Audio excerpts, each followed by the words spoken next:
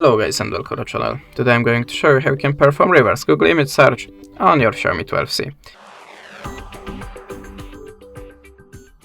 So we have a Google Lens feature on this device, so there is a two ways by it, by the Google Lens of course and by the web browser. So I'm going to start from the first method, the Google Lens. Just open the Google Photos or your Gallery app. And now choose the photo that you want to search in the Google, like this one. Now click Google Lens, and the process starting automatically. Now we are looking for similar photos. That was the first method. Now the second one, you have to go to the Play Store, to the web browser, and go to the google.com. Now it's very necessary step. Switch your your web browser to the desktop side.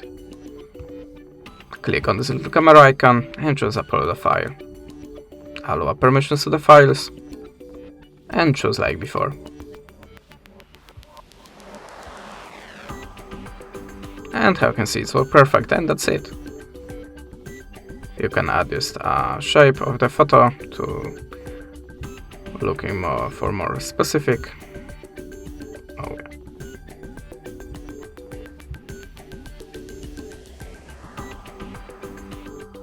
And that's it. Thanks for the watching, leave us a subscribe or a comment, and goodbye.